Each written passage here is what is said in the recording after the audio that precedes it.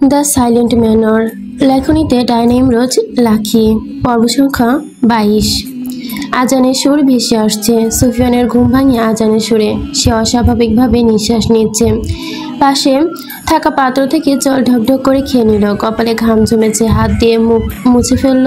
হৃদস্পন্দন স্বাভাবিক নয়। রাঙার রেশধ্বনি ভেসে আসলো। সুফিয়ান বিছানা থেকে নেমে শালটা পেঁচিয়ে দরজা খুলে বাইরে আসলো। রাঙা ছটফট করছে, কাছে খড় জ্বলছে। ও খাচ্ছে না। ওর পেটের দিকে তাকালো। পেটে খালি খালি লাগছে। নিশ্চয়ই সে কখনো এখন থেকে খায়নি। রাঙাকে কিনে আনার পর থেকে ও না খেয়ে থেকেছে এমনটা হয়নি। আজ খায়নি, কিন্তু কেন? চোখে জল ওর। সুফিয়ান আলতো হাতে ওকে ছুঁয়ে দিল। রাঙা আবারও রেশধ্বনি তুলল। চোখ থেকে ওর জল পড়ছে। সুফিয়ান নরম গলায় বলল, কি হয়েছে তোর? তুই কি আমার মতো খারাপ স্বপ্ন দেখেছিস? রাঙা নিশ্চুপ। এবার শুধু লেজ নাড়াচ্ছে। সুফিয়ান বলল, স্বপ্ন সবসময় সত্যি হয় না, স্বপ্ন অর্থহীন হয়। ভয় পাস না, আমি আছি তো। আজ সকাল থেকেই পুরো গ্রাম নিস্তব্ধ। সকালে মোরগ ডেকেছিল সুফিয়ানের ঘুম ভাঙার পরে, আর ঘুম ভাঙার খারাপ স্বপ্নটা দেখে স্বপ্নের কথা আর মনে করতে চাইল না, কিন্তু না চাইতেও দৃশ্যগুলো চোখের সামনে ভেসে উঠছে। মানুষ সারাদিন যা ভাবে এবং যা করে তার খণ্ডাংশ স্বপ্নে চলে আসে। গতকাল তার ভাবনা থেকে স্বপ্ন আসেনি, ভয়ঙ্কর স্বপ্ন যা সে কখনোই কল্পনাও করেনি। কখনো কখনো স্বপ্ন আগাম বার্তা দেয়, কিন্তু সুফিয়ান খারাপ কিছু ভাবতে পারল না। স্বপ্ন অর্থহীন হয়, এর ব্যাখ্যা না। মনে মনে স্বীকার করলো। ঠান্ডা জলে হাত মুখ ধুয়ে নিল, একটু আরাম করলো। চা তৈরি করার জন্য একটি ছোট পাত্রে জল নিল। চুলায় বসিয়ে আগুন ধরিয়ে দিল। মিনিট কয়েক পর জল ফুটন্ত শুরু করলো। সুফিয়ান সেদিকে খেয়াল নেই। চোখে তার গোলাপ গাছের দিকে। শীঘ্রই গোলাপ ফুটবে। কলির মাথা দেখা যাচ্ছে। গোলাপ ফুটে ফারদিনাকে দিবে। শুধু দিবে না, প্রেম নিবেদনও করব। ভালোবাসি 3টি শব্দ তাকে উদ্দেশ্য করে বলবে। কিন্তু ফারদিনার ইচ্ছে, সুফিয়ান তার প্রেম নিবেদন করবে। ফারদিনার ইচ্ছেও শীঘ্রই পূর্ণ হবে। মুখে কোনো হাসি নেই। মুহূর্তেই যেন আবার হাসি বিলীন হয়ে গেল। শেষ রাতে স্বপ্নের কথা মনে পড়তে একটা দীর্ঘশ্বাস ফেলে এর ভাবনা পৃথিবী থেকে বিদায় নিল। চায়ের জল ফুটন্ত হচ্ছে। চা পাতা দিয়ে দিল। মাটির তৈরি কাপে চা ঢেলে নিল। মাটির কাপটি সেই নিজের হাতেই বানিয়েছে। এতে কোনো রাসায়নিক লেপ থাকে না, তাই সম্পূর্ণ প্রকৃতি ও নিরাপদ। কিন্তু এবার এর বেশি মাটির কাপ ব্যবহার করা যায় না। আজ প্রথম করেছে। চা হাতে নিয়ে টেবিলে বসলো। চা গরম ঠান্ডা হওয়া অবধি অপেক্ষা করতে হবে। যতক্ষণ কালে হাতে কলম তুলে নিল। নতুন একটি পৃষ্ঠা নিল। কালির দোয়াতে ডুবিয়ে লিখতে লাগলো। রাতে খাওয়া দাওয়ার পর চোখে ঘুম লেগে যায়। গতকাল সেই ইচ্ছে করেই ফারদিনার সাথে রাতে দেখা করেনি। ফারদিনাও বলেছে আসবে না, আমিও জোর করিনি। দিনে অনেক সময় ওর সাথে কাটিয়েছি। রাতে ঘুমানোর সময় সারাদিন ওর ঘটে যাওয়া ঘটনাগুলো ভেসে ওঠে চোখের সামনে। সুন্দরতম মুহূর্তগুলো ভাবতে ভাবতে ঘুমিয়ে যাই। শেষের রাতে দিকে স্বপ্নে দেখি ফারদিনা আজমতের সাথে ঢলে পড়ে কথা বলছে। আমার নামে তুচ্ছ করছে। সে আমাকে চায় না। আমার বাঁশি সুর তার কানে পৌঁছায় না। আমি স্বপ্নের ঘরেই থমকে যাই। পাথরের মতো শক্ত হয়ে যাই আমি। মনে হয়েছে আমি মাটির তৈরি মানুষ না, অন্য ধাতু দিয়ে তৈরি। ভীষণ কষ্ট হচ্ছিল, কিন্তু সেই মুহূর্তে ফজরের আজানের সুরে ঘুম ভেঙে যায় আমার। তখন বুঝতে পারলাম আমি স্বপ্ন দেখেছি। লোকে বলে স্বপ্ন কারো কাছে বলতে নেই, আমি কিন্তু রাঙার কাছে বলে ফেলেছি। হাত থামালো সুফিয়ান। ডাক আসে তার। সুফিয়ান ভাই ঘরে আছেন? সুলেমানের কণ্ঠ। সুফিয়ান খাতা বন্ধ করে বাইরে আসলো। মুখের ভেতর চাপ দ্রুত হতে হাসতে চাচ্ছে, কিন্তু নিজেকে স্বাভাবিক করতে চাইলেও পারছে না। হাসি আসছে না তার। ভেজা মুখখানা দেখলো সুলেমান। সেজে গুজে এসেছে ও। বলল, আপনাকে এরকম দেখাচ্ছে কেন? কিরকম? সুফিয়ান বারান্দায় বসে সিগারেট ধরালো। গত 2 দিন ধরে সিগারেট কম খাওয়া হচ্ছে। আর চেয়েছিল, খাবে না। দুশ্চিন্তার কারণে ধরালো। লম্বা লম্বা টানে ধোঁয়া ছাড়লো। মনে খুব বিরক্তি, চিন্তিত সে। সুফিয়ান স্বপ্নের কথা সুলেমানকে বলল। স্বপ্নের কথা কাউকে বললে কিছুই হয় না, লোকে ভুল বলে। সুলেমান তার স্বপ্নের কথা শুনে বলল, স্বপ্নের কথা কাউকে বলতে নেই। আপনি বলছেন কাউকে? রাঙাকে। ও কি বলল? ওর ভাষায় বলেছে স্বপ্নের অর্থ হয় না। বলেছে? যাক, তাহলে তো ভালোই। আপনি এসব নিয়ে চিন্তা করতে যাবেন না। কোথায় যাবেন না? কোথায়? সুফিয়ান চোখ তুলে তাকালো। আজ মেলা, ভুলে গেলেন? সব কৃষকরা এবং গ্রামের সবাই নদীর পাড়ে উপস্থিত। বিশাল করে মেলার আয়োজন করা হয়েছে। সুফিয়ান সত্যি ভুলে গিয়েছিল। গতকাল আদি বলে গিয়েছিল উপস্থিত থাকতে। গ্রামের সবাই আজকের দিনে মেলায় আনন্দ করবে। নাচ গানের ব্যবস্থা করা হয়েছে বলল। তালুকদার বাড়ির সবাই গিয়েছে? না, সবাই যাওয়া শুরু করেছে। তারা তো প্রধান অতিথি। শুনেছি কৃষ্ণপুর গ্রামের লোকেরাও এসেছে। ওনাদের প্রতি বছরই আসে। আপনি যাবেন? তোরা যা, আমার ইচ্ছে করছে না যেতে। বিকালের হওয়ার আগেই সিদ্ধান্ত বদলে যাব। তারপর কথাগুলো গম্ভীর শোনালো। সুলেমানের কাছে সুফিয়ানের আচরণ অদ্ভুত লাগলো। সুলেমান কিছু না বলেই চলে যায়। আলিমনগর গ্রামের রাজস্ব শেষের দিনে গ্রামবাসীর কাছে উৎসবের মতো। সারা বছর জমি জমার হিসাব, ধান কোটার ঝাটকি, খাজনা মেটানো, তারা সবকিছু পেরিয়ে আসে প্রতীক্ষিত দিন, আলিমনগরের বার্ষিক মেলা। নদীর পাড় ঘেঁষে এক বিস্তার বালুর মাঠে বসে এই মেলা। দূর দূরান্ত থেকে হেঁটে লোকেরা আসে এখানে। গায়ের কৃষক, জেলে, কুমার, কামার সবাই আসে এখানে। যেন এই একদিনই পুরো গ্রামে প্রাণ সেজে ওঠে। মেলার আগের রাত থেকে নদীর বাতাসে অন্যরকম গন্ধ মিশে আছে। কোথাও মাটির হাঁড়িতে ফুটছে গুড়ের পায়েস, কোথাও কুমড়ো সাজছে মাটির বাঁশি, খেলনা ঘোড়া আর লাল রঙের পুতুল।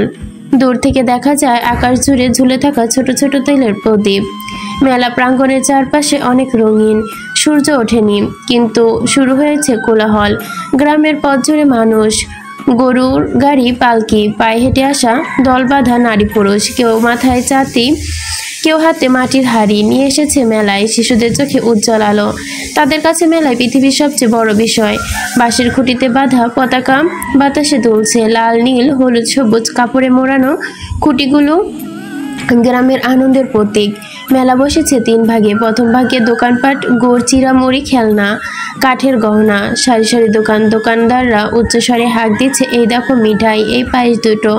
পাশের দোকানে বাজছে ঢোল। তার পাশে দাঁড়িয়ে কেউ বাবার বাঁশি বাজাচ্ছে। বাতাসে মিষ্টি গন্ধ, গুড়ের মিষ্টি আর মানুষের শরীরের ঘাম মিশে এক অদ্ভুত গন্ধ তৈরি করেছে। কেবল মেলাতেই পাওয়া যায় এমন কিছু। দ্বিতীয় ভাগে শুরু হয়েছে নাচ, গান, খোলা আকাশের নিচে বাঁশের মঞ্চ, তার উপরে ঝুলছে রঙিন কাপড়। ঢাক, ঢোল, বেহালা, হারমোনিয়ামের সুরে গাইছে কেউ পালা গান। তাদের সুরে মুখের হাসি, চোখে আলো। গল্পের তালে তালে গ্রামের মানুষ তলিয়ে যাচ্ছে। কেউ হাসছে, কেউ বাবার কান পেতে শুনছে। পালা গানের পাশে বসেছে বায়োস্কোপ। কাঠের বক্সে চোখ লাগিয়ে দেখা হচ্ছে অদ্ভুত এক চলমান ছবি। বাচ্চা গুচ্ছ দাঁড়িয়ে আছে 1 পয়সা দিয়ে সেই জাদু দেখতে। তৃতীয় ভাগে আছে পশুর হাট। গরু, ছাগল, অশ্ব সব এখানে বিক্রি হচ্ছে। কৃষকেরা গরুর দাঁত দেখে, দড়ি টেনে দেখে মাপে নেয়। কারো গলায় দরদি আওয়াজ, এই দেখো গরু, ধান খায় কম, দুধ দেয় বেশি। হাটের ভেতর কাদা, গরুর পায়ে জল ছিটকে মানুষের গায়ে। তবুও কারো মুখে বিরক্তি নেই, সবাই মুগ্ধ, উত্তেজিত। জমিদার রসিক তালুকদারের আলাদা মঞ্চ করা হয়েছে। সে বসে আছে মনোভাব নিয়ে, পরনে জমকালো পোশাক। কেউ এসে আদাব, কেউ সম্মান জানাচ্ছে রশিদকে। পেছনে দাঁড়িয়ে তার অনুগারীজন। রায়ান, সাইম, আবির একসাথে গল্প করছে। ফারদিনা ও ঝিলমিল পাশাপাশি বসা। গ্রামের ছোট বড় অনেকে ফারদিনার রূপ দেখছে। সচরাচর তালুকদার বাড়ির মেয়েকে কেউ দেখতে পায় না, আজ দেখছে। একজন অন্যজনের সাথে কানাকানি ফিসফিসও করছে। কিন্তু মন আজ ভীষণ ভারী ফারদিনার। মেলায় এসে একবারও চোখ তুলে অবধি চারদিকে দেখেনি। ঝিলমিল জিজ্ঞেস করলো, তোর মন খারাপ কেন? সুফিয়ান আসে নাই দেখা? আইব, সবে তো মেলা শুরু। ফারদিনা মর্মাহত মুখে বলল, আমি অন্য কারণে চিন্তিত। কি কারণ? ঝিলমিল ঝুঁকে জিজ্ঞেস করলো। গতকাল রাতে আমি ভয়ঙ্কর একটা স্বপ্ন দেখেছি, রীতিমতো দম আটকে যাওয়ার উপক্রম। কি দেখেছিস? আমি দেখলাম আজমতের সাথে আমি মিশছি, ওর কাছে সুফিয়ানের দুর্নাম করছি। সুফিয়ানের বাঁশির সুর আমি শুনতে পাচ্ছি না। তারপর তার মধ্যে তুই একটা চিঠি নিয়ে এসেছিলিস। চিঠি দেখেছিলাম। আমি যাকে ভরসা করছি সে সবচেয়ে বড় শত্রু আমার। আমি, আব্বা, চাচা, ভাই, তোকে, সুফিয়ানকে অনেক ভরসা করি। ঝিলমিল হাসি দিয়ে উড়িয়ে দিল এসব মনের ভুল ভাবনা। ফারদিন এবার আহত কণ্ঠে বলল, আমি আরো একটা স্বপ্ন দেখেছি, স্পষ্ট ছিল না। তবে এবার সুফিয়ানের ক্রোধের আগুনে আমাকে মেরে ফেলবে, শ্বাসরুদ্ধ করবে। ঝিলমিল ঠোঁট বাঁকিয়ে হেসে বলল, স্বপ্ন কখনো সত্যি হয় না। বাইসকলা ওইখানে যাই আয়, উনি অনেক দৃশ্য দেখায়, আমরাও দেখি। ফারদিনা না করলো না, ঝিলমিলও শুনলো না। বাইস্কোপওয়ালার কাছে গিয়ে ফারদিনা কাঠের বক্সে চিত্র দেখলো। চিত্রটিতে একটি গ্রামের একজন রাখাল ছেলে বসে বাঁশি বাজাচ্ছে। সুদর্শন যুবক তার বাঁশি সুরে জমিদারের কন্যা ছুটে আসছে।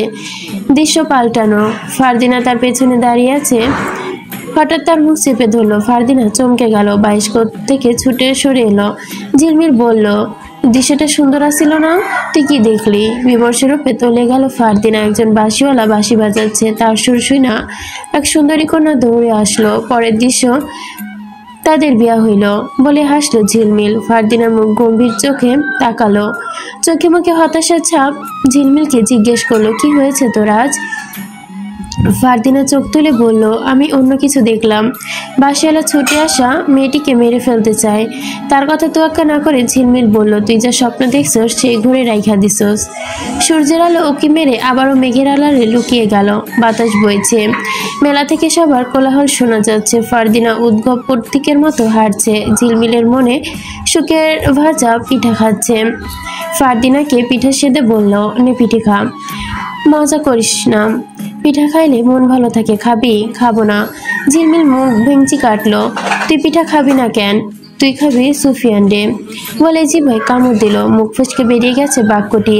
ফারদিনা বিদ্ধ চোখে তাকালো ওর দিকে। ঝিলমিল হেসে বলল, লজ্জায় মাথা খাবার খায়া ফাল।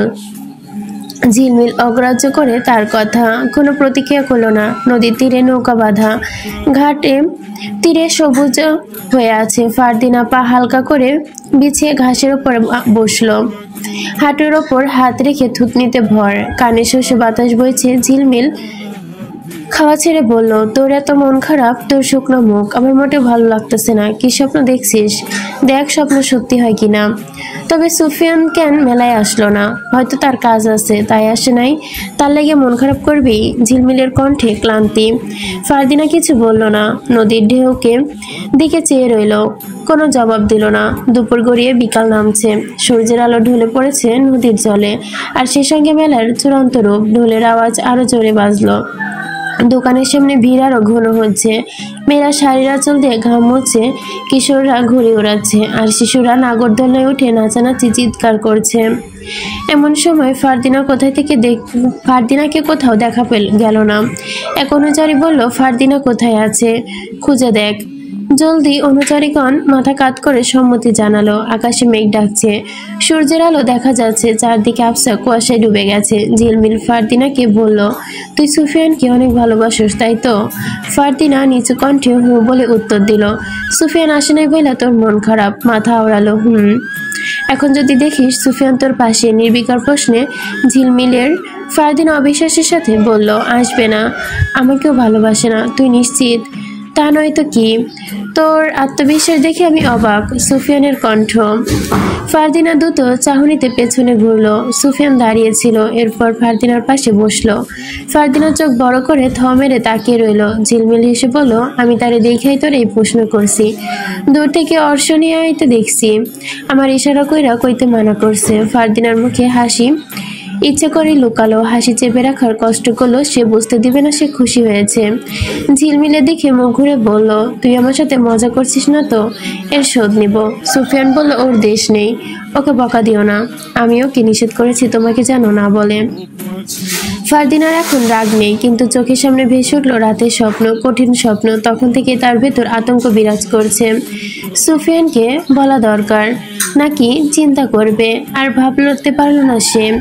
স্বপ্নের ঘর কেটে গেলে ভয় কেটে যাবে, বলতে চাইল না, মন খারাপ। সুফিয়ান বিমর্ষ কণ্ঠে জিজ্ঞেস করলো, চুপ করে আছো যে, আমার সাথে কথা বলবে না? ফারদিনা দু চোখ সহ বুড়ো কুচকে কৃচিত বিষময়ের রেশ নিয়ে মুখে ক্লান্তি। নিষ্প্রভ দেখাচ্ছে তার মুখখানি। সুফিয়ানের চেহারার সাথে অভিব্যক্তি যেন কিছুটা মিলে যাচ্ছে। সুফিয়ান ফারদিনাকে চুপ থাকতে দেখে বলল, আজ ময়না পাখি শান্ত কেন? এত চুপচাপ ক্লান্ত চেহারা তোমার সাথে যাচ্ছে না। ফারদিনা এখন আরো দ্বিধায় পড়ল। তার ভাবনার সাথে সুফিয়ানের ভাবনার সাথে কিভাবে মিলল? তার ভাবনার শহর থেকে যেন সুফিয়ান তাকে পাল্টা প্রশ্ন করলো। ফারদিনা বলল, তুমি আসতে দেরি করেছো তাই মন খারাপ। মেয়েরা মিথ্যা কথা বললে ওদের চোখ সব বলে দেয়। তুমি মিথ্যা বলছো, আমি আসতে দেরি করেছি এজন্য তুমি একটু মন খারাপ করনি, কিন্তু তুমি বিষগ্নতায় ভুগছো মেয়ে। ফারদিনা কিছুতেই স্বপ্নের কথা বলতে চাইল না।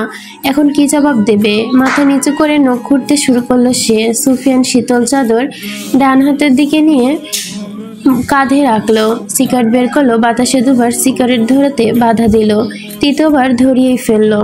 ফারদিনার মুখ গম্ভীর।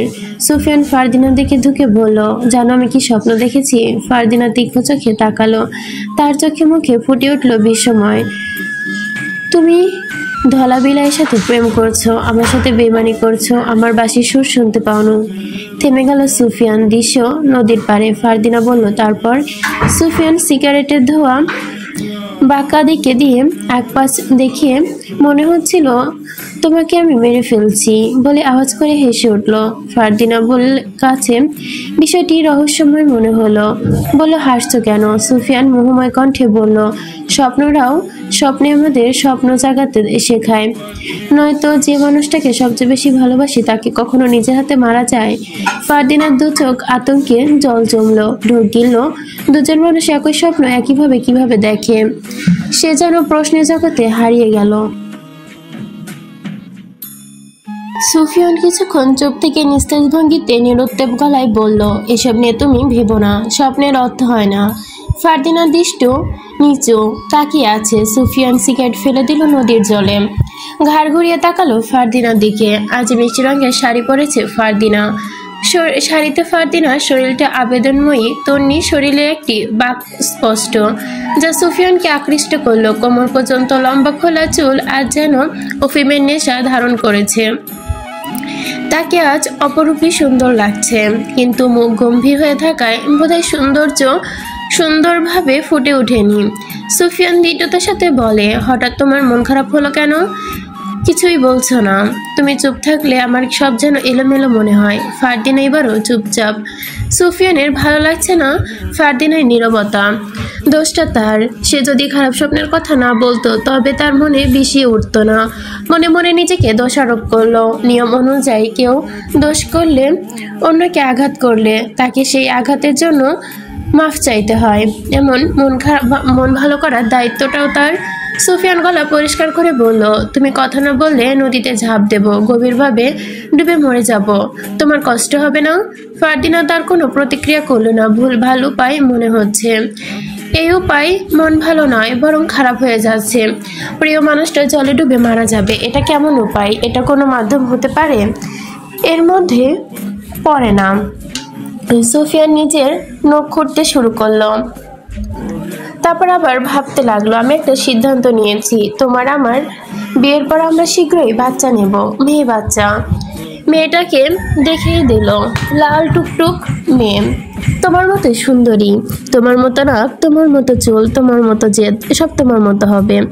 আর আমার একটা ফারদিনা হবে। তবে ওর নাম কি রাখা যায় বলো তো? সুফিয়ান ঢং করে চিন্তা করলো, বলল, নাম দেব সমুচা। দেখো, সমুচার উচ্চারণ করার সময় মুখটা হয়ে যায়।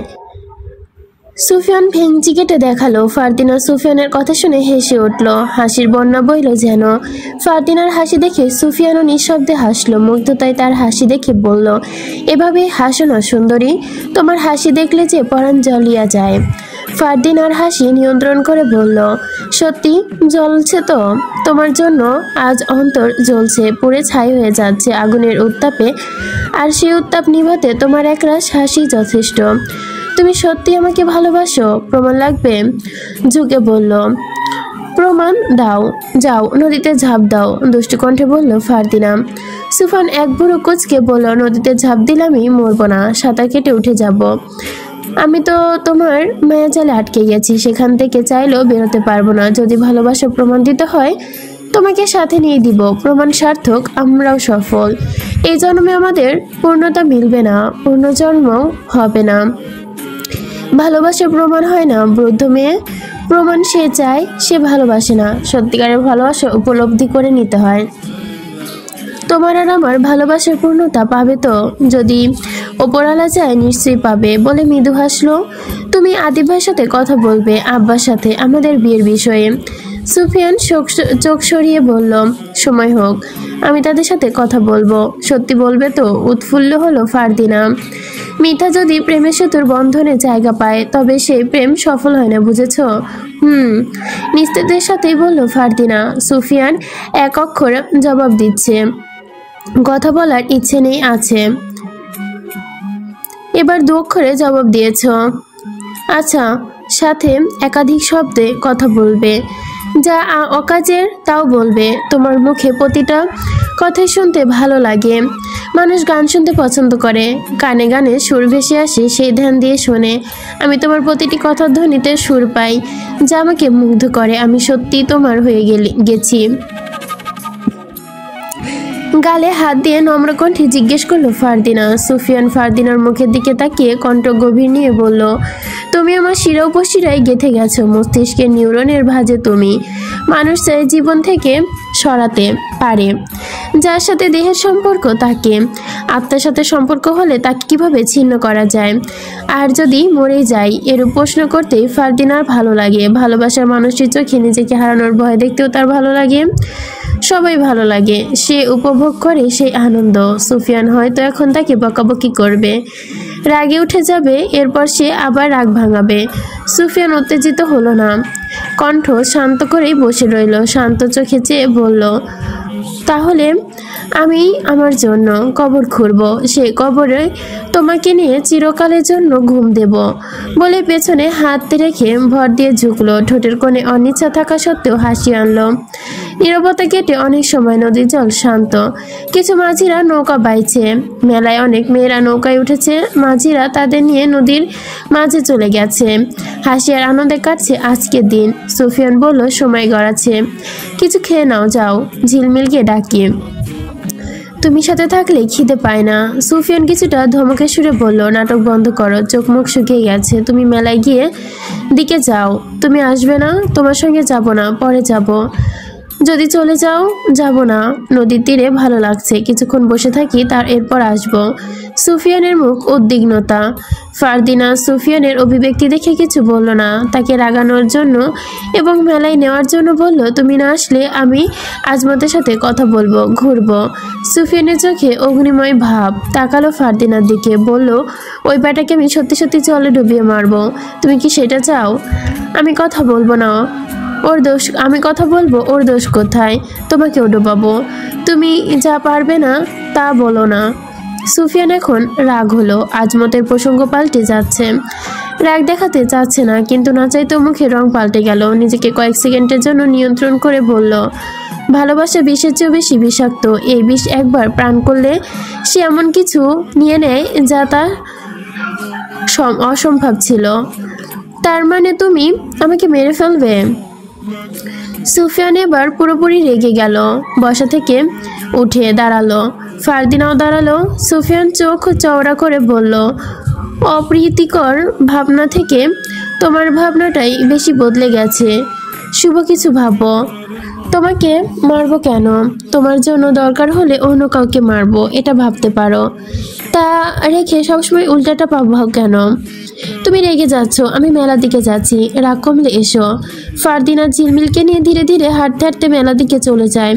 ফারদিনা যেতে যেতে পিছন ঘুরে দেখলো কয়েকবার। সুফিয়ান দেখছে না তার দিকে, নদীর দিকে তাকিয়ে আছে। কিছু দূর গিয়ে আবারও পিছিয়ে ঘুরলো অনেক আশা নিয়ে। এবার সুফিয়ানের সাথে চোখাচোখি পড়লো। ফারদিনা একরাশ হাসি নিয়ে চলে যায়। সুফিয়ান ফারদিনার ঝড়পানে দেখছে। যতক্ষণ না ফারদিনার ছায়া চোখের আড়াল হলো ততক্ষণ অবধি চেয়ে রইল। রাঙা ঘাস খাচ্ছে। সুফিয়ানের কাছে এসে গায়ে হাত বুলিয়ে দিল। বুঝেছিস রাঙা, মেয়ে মানুষকে বোঝানো কঠিন বিষয়, আর আমারটাকে বোঝানো আরো বড় কঠিন কাজ। যা বারণ করব ঘুরে ফিরে সেটাই বেশি করে করবে। ও জানে কোন কথায় আমি রাগ করবো আর কোন কথায় ওকে দুটো কথা শোনাবো, আর ও আমার বকাঝকা শোনার জন্য ওই রাগটাই করে। আমি রাগে আনন্দিত হই, কিন্তু ও জানে না ওকে হারিয়ে ফেলার কথা শুনলে আমার ভেতরটা কেঁপে ওঠে। রাঙা হৃষ্যধ্বনি তুলল লম্বা সুরে। ও যেন বলছে, তুমি ঠিক বলেছ। সে বুঝে না। দিন ফুরিয়ে সন্ধ্যার প্রহরে মেলা অন্যমুখী নিয়েছে। চারপাশে মশাল, লণ্ঠন এবং আলোর উচ্ছ্বাস। নতুনভাবে ভাজা পিঠার গন্ধে চারপাশ মোমো করছে। নাগরদোলনা থেকে ঘরর জাতীয় শব্দ হচ্ছে, তার সাথে নৌকা লণ্ঠন জ্বালিয়ে দম্পতির নদী ঢেউ উপভোগ করছে। রসিক তালুকদার বেশ গম্ভীর মুখে বসে আছেন। গাম্ভীর্যের ব্যাখ্যা তিনি জানেন না। আজকাল হঠাৎ হঠাৎই যেন তার মন ওঠানামা করছে। এতক্ষণ বেশ আনন্দই ছিল। গ্রামের অনেক মানুষ এসে ভিড় জমিয়েছে, প্রশংসা করছে, কেউ কেউ অভিযোগও করছে। অভিযোগ নিয়ে তার মাথা ব্যথা নেই। প্রশংসা যতদিন থাকবে অভিযোগও থাকবে। অন্যের ভালোর জন্য যত হবে, দিন শেষে কোনো না কোনো কারণে তার কথা শুনতে হবে। দুনিয়াতে সুখ সেই যার চাহিদা কম, যে অল্পতে খুশি হয়। রশিদের কাছে এগোয় কুদ্দুস। এতক্ষণ পিঠা খাচ্ছিল। পিঠা ক্ষুব্ধ একটি অংশ দাঁতে ঢুকে পড়েছে। আঙুলের সাহায্যে এটা পুনরায় খেয়ে ফেলল। রশিদ বলল, অসহ্য, আজকাল তোর ভাবসাব রাক্ষসের মতো হয়ে গেছে। আপনি কি চান আমি না খেয়ে থাকি? আমি অসুস্থ হলে আপনার সেবা কি করবে ওই দাসীরা? তুই ভালোই করেই জানিস আমার শরীরে কোনো নারী স্পর্শ কোনোদিনও লাগেনি, আর লাগাতেও চাই না। কুদ্দুস মাথা নিচু করে বলল, তাহলে আপনার 4 ছেলে আর মেয়ে আপনার নয়? রশিদ এবার ওর দিকে কটমট করে তাকালো, দাঁতে দাঁত চেপে বলল, আমি দুধ কলা দিয়ে গাধা পুষেছি। ওইটা সাপ হবে, গাধা না। কুদ্দুস বলল, মেয়েরে তোর চামড়া তুলে ফেলবো। রশিদ আশপাশে তাকালো। আদিব ওরা অনুযায়ী সবাই নিজেদের মধ্যে আলাপ আলোচনায় ব্যস্ত। কুদ্দুস বলল, উত্তর পেলাম না। তার আপনার সন্তান কিনা? আমারও সন্দেহ হতো। আপনার মতো আপনার 3 ছেলেও হয় নাই। আদিব ভাই একটু শান্ত। আর ফারদিনা? কথা শেষ করতে রশিদ বলল, ওরা আমারই সন্তান। আমার স্ত্রী ব্যতীত অন্য নারীর ছোঁয়া লাগেনি কখনো আমার শরীরে, আর লাগবেও না। এটাই বোঝাতে চেয়েছি। বুঝেছিস? বুঝেছি। আমার 4 ছেলে আর মেয়ে আমার সন্তান। কার সন্তান?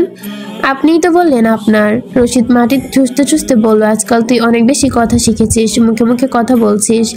এত সাহস এলো কোথা থেকে? দেখে নিব তোকে। কথার সঙ্গেই শোনা গেল লোহার ভাসে। কথায় আছে, সঙ্গদোষে লোহা ভাসে। আপনার সাথে থাকতে থাকতে আমারও সাহস বেড়ে গেছে। রশিদ চুপচাপ। ওর সাথে কথা বলেই মেজাজ বিগড়ে যাবে। মেলার মধ্যে মাথা গরম করা যাবে না। গলায় কাশি দিল। আশেপাশে অনেক মেয়েরা ঘোরাফেরা করছে। কণ্ঠ শীতল করে বলল, আশপাশে কত মেয়েরা ঘুরছে, দেখ কাউকে পছন্দ হয় কিনা। আয় হায়, মাত্রই তো বললেন আপনার শরীরে অন্য মেয়ের কোনো ছোঁয়া লাগবে না, এখন মেয়ে দেখতে বলছেন। এই বয়সে বিয়ে করলে আপনাকে কি বলবে লোকেরা? ছি ছি। এখন তো আপনার ছেলেদের বিয়ে করার বয়স। তাদের বিয়ে করার বয়সে আপনি? আমি আমার কথা বলিনি। কালুর ঘরের কালু তোর কথা বলছি। কুদ্দুস হা করে তাকায়। তওবা তওবা, আমি একজনকে ভালোবাসি, তারই চাই, অন্য কারো দিকে চোখ তুলে তাকাতে চায় না। রশিদ মুখে ভেঙচি কাটলো। আহ, আমার প্রেমিক পুরুষ, এখনই তো আমার চোখের সামনে থেকে সরে যা। কুদ্দুস তার সামনে থেকে সরে গিয়ে পেছনে দাঁড়িয়ে বলল, আপনার পেছনে দাঁড়িয়েছি, আপনার আমার দিকে চাইতে হবে না, সামনের দিকে তাকিয়ে বলেন। রশিদ হেরে যাচ্ছে।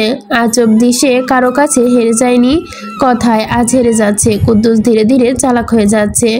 সে আর তাল মেলাতে পারছে না। প্রসঙ্গ পাল্টে নিয়ে বলল, ফারদিনা কোথায়? আজমত সাহেবের সাথে গল্প করে। ওর দিকে নজর রাখতে বলিস অনুচারীদের। আমার একটাই মেয়ে, আমিও আমার আব্বার একমাত্র ছেলে। আব্বা বেঁচে নেই, আমি আছি। তো তা জেনে আমি কি করব? বড্ড কথা বলিস, বিরক্ত হয়ে যাচ্ছি। যা চায়ের ব্যবস্থা কর। সন্ধ্যাবেলায় চা না খেয়ে আমার মাথা ঠিক ভালো থাকে না, নিয়ে আয়।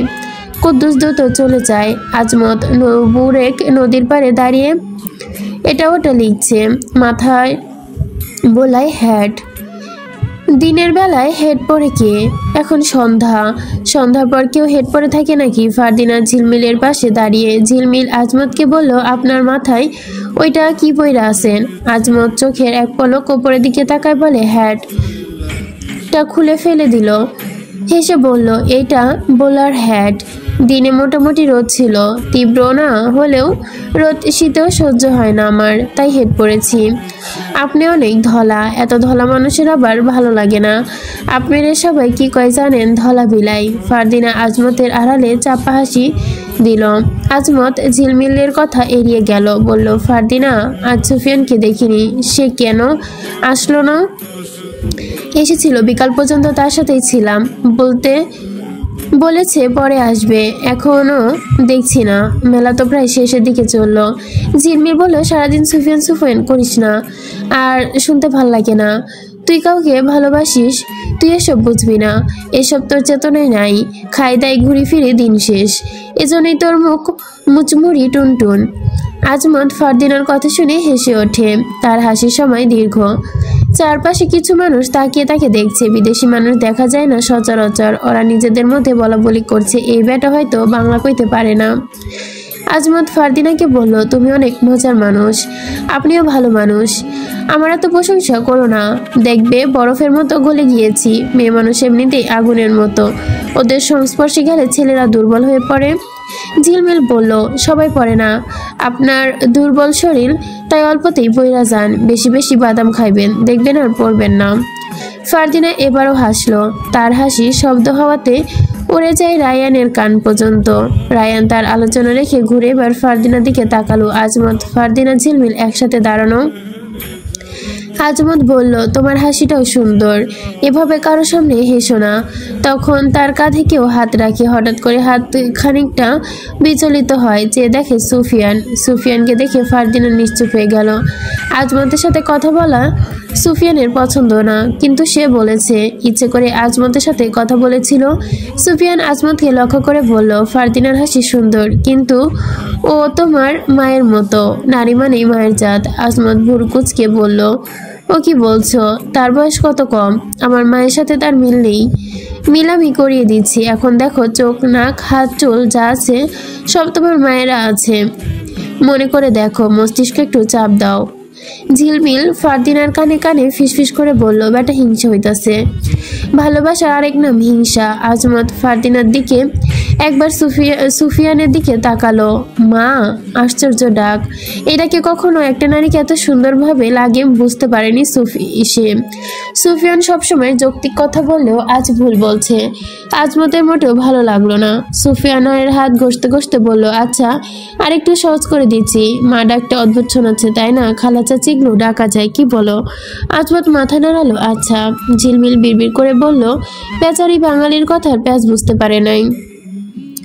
মেলা চারদিকে জমজমাট, সবাই আনন্দিত, যে যার মতো আনন্দ করছে, কিন্তু আনন্দ নেই আদিবের মনে। আজও সে নূরজাহানের অপেক্ষায় ছিল, কোথাও তার দেখা মেলেনি। কৃষ্ণপুরের অনেক লোক দেখা গিয়েছে, নূরজাহানের কথা সাহস করে জিজ্ঞেস করতে পারেনি কাউকে, কেমন আছে, কোথায় আছে, স্বামী সংসার নিয়ে ভালো আছে তো, হয়তো এখন সন্তানের জননী হয়ে গেছে। আদিব ভাবছে, সাথে কোনো দীর্ঘশ্বাস ফেললো। আকাশটা ভারী, কারণে কারণে বোঝা যাচ্ছে না, ঠিক তেমনই মনটাও ভারী। নূরজাহান আসেনি বলে দেখা হলে আর কি হতো, দু চোখ ভরে একবার দেখতো, আর মুখ থেকে শুনতে চাইতো, তুমি সুখে আছো, যতটা সুখে আমি রাখতে চেয়েছিলাম তার থেকে হয়তো বেশি, অনেক বেশি সুখে আছো, ব্যাস এইটুকুই তো বলতে চেয়েছিল সে। সন্ধ্যার আকাশে নীলচে ধূসর, বাতাসে হালকা শীতলতা। আবিদ একজোড়া হাওয়ায় যেন লোকের ফাঁকের দিকে তাকালো। তাদের ঠিক পাশে কাউকে দেখা যাচ্ছে, একটা অচেনা সুদর্শন নারী, কালো রঙের শাড়ি, ওপরে হীরার পাথর বসানো। পাথরগুলো মশাল লণ্ঠনের জন্য চিকচিক করছে। আবিদ ধীরে ধীরে সেদিকে এগোয়। অচেনা নারী রানীর বেশে দাঁড়িয়ে রশিদ তালুকদার এর সাথে কথা বলছে, তার পেছনে অনুযারীগণ। আদিব এগিয়ে গেল। অচেনা নারী আর কেউ নয়, নূরজাহান। বহু বছর পর অবশেষে তাকে দেখতে পেল। আবিদ ঘুরে ঘুরে নূরজাহানকে দেখলো, চোখ দুটো অস্বাভাবিকভাবে দৃষ্টিভাবে মেলালো। নূরজাহান আদিবকে দেখলো না। রশিদ তালুকদার হেসে হেসে কথা বলছে, ভালো মন্দ জিজ্ঞেস করছে, কিন্তু তাদের সাক্ষাৎ বেশিক্ষণ স্থায়ী হলো না। কুদ্দুসে সে হাজির হলো, চোখে মুখে হতাশার ছায়া নিয়ে। রশিদের কানে ফিসফিস করে বলল, ওইদিকে চলুন, কথা আছে। রশিদ নূরজাহানের থেকে কিছুক্ষণের জন্য বিদায় নেয়, কুদ্দুসের সাথে নীরব স্থানে যায়। নূরজাহান আদিবের কণ্ঠ মাত্রই কিছু শব্দ, কিন্তু বুকের ভেতর ধুকপুক। নূরজাহান কিছুক্ষণের মধ্যে স্থির থাকে, তারপর হালকা হাসি ফোটে তার মুখে। আদিব, তুমি? তারা দুজনে কিছুক্ষণ চুপ থাকে। বাতাসে শুধু দূরত্ব, দূরে নদীর ঢেউয়ের কলকল। আদিবের চোখে অতীতের ছবি ভেসে ওঠে, সে মুহূর্তে আর কখনো ফিরে আসবে না, স্মৃতির পাতায় পড়ে আছে। আজ ভেবে কিছু হবে না, তার সামনে থাকা মানুষটা এখন অন্য কারো। বহু বছর হয়ে গেছে, আমি ভাবিনি কখনো তোমাকে আবার দেখব। আবিদের কণ্ঠে মিশ্রিত অনুভূতির আশা, ব্যথা আর শান্তি। ভালোবাসার মানুষটিকে হারিয়ে যাওয়ার পর দেখা যায় না, এতে যন্ত্রণা বাড়ে। কেমন আছো? আদিব বিমর্ষ কণ্ঠে বলল। এতক্ষণ পরে? এতটাই আমার প্রশ্নের উত্তর নয়। সন্ধ্যা হয়ে গেছে, আমাদের নদীর পথে যেতে হবে। আবার কখনো ভাগ্যে থাকলে গল্প করব। এড়িয়ে যাচ্ছ? নূরজাহান চুপচাপ আবিদের দিকে স্পষ্ট চোখে তাকালো না। দৃষ্টি তার মাটির নিচের দিকে তাকিয়ে থেকে আদিব নূরজাহানের আড়ালে চোখে জল মুছল। চোখ দুটো নিমিষে লাল হয়ে গেছে। আড়ালে মুছল, নূরজাহানকে দেখে ফেলল, কিন্তু বিষয়টি উপেক্ষা করলো। আমি যতক্ষণ তোমার সামনে থাকবো তোমার কষ্ট আরো বেড়ে যাবে। আদিব ভেজা চোখে চোখ মেলে তাকালো। তার সামনে দাঁড়ানো মানুষটিকে নিয়ে সে কত স্বপ্ন দেখেছে, আর সাথে সারা জীবন পার করবে, সুখ দুঃখে পাশে থাকবে, একে অপরের হাসি কান্নার সঙ্গী হবে। আজ নূরজাহান ঘর বেঁধেছে ঠিকই, তবে অন্য কারোর সাথে। আদিব ভাবছে না, আর ভাবতে পারছেও না। আমি চলে যাচ্ছি, দেরি হয়ে যাচ্ছে। নূরজাহান বলল, নতুন করে যাওয়ার কি আছে? জীবন থেকে তো অনেক আগে চলে গেছো। বাধ্য হয়েছি। কেন? কে বাধ্য করেছে? সেসব বলতে চাচ্ছি না। আজ দীর্ঘ সময় পার হয়ে গেছে, অতীতের স্মৃতি আর মনে করতে চাই না। তোমার স্বামী কেমন আছে? তাকে দেখতে পাচ্ছি না যে। নূরজাহানের উজ্জ্বল মুখটা হঠাৎই শীতল হয়ে গেল, নিঃশ্বাসে ভারী কিছুর আভাস।